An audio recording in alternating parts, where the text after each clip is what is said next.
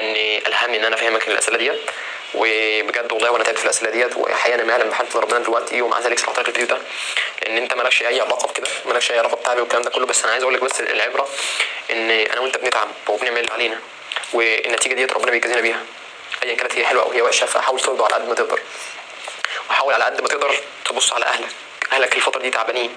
انت كل ما تيجي تطلب منهم حاجه عن فلوس او عن اي حاجه حقيقي بيوفروها لك جدا، بس يعني وعايزك تفهم برضو ان هم حارمين نفسهم من حاجات كتير قوي قوي قوي عشان خاطر سعادتك، عشان ما تبقاش اقل من زمايلك. لو زمايلك عندهم هدوم حلوه فهم بيجيبوا لك، بس ما تعرفش هم بيجيبوا لك الفلوس ديت منين.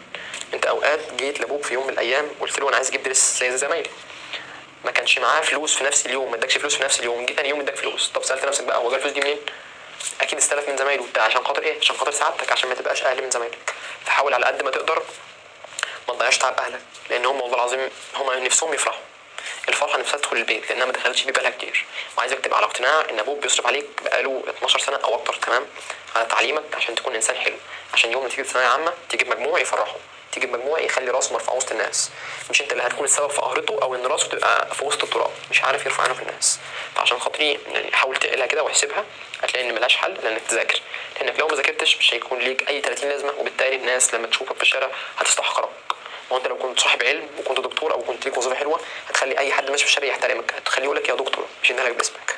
فيعني حاول على قد ما تقدر تتعب وتعمل اللي عليك وترضى. واول حاجه حاول على قد ما تقدر تداوم على قراءه القران والصلاه، وامك وابوك ورضا الوالدين. اوعى يا ابني تكون عاق بيهم. لما تروح اي درس معين ايا كان في اي مكان، روح الدرس بنيه انك رايح الدرس عشان تستفاد بكل كلمه المدرس بيقولها. يعني انت رايح الدرس ليه؟ عشان استفاد بكل كلمه المدرس بيقولها، مش رايح عشان اضيع تعب اهلي. انت لو رايح بالنيه ديت بجد قسما بالله هيفرق معاك جدا. لو انت رايح اي درس بنيه انك رايح تاخد اي معلومه المدرس هيقولها وتكون مركز معاه في كل حرف ما سرحتش، قسما بالله الدروس عندك مش هتزهق من اي درس ايا كان هو ايه. ويعني عايز بس افهمك سؤال، انت لما ترجم على اللي جنبك او ما ترجم على اللي جنبك انت استفدت ايه؟ ما استفدتش اي حاجه.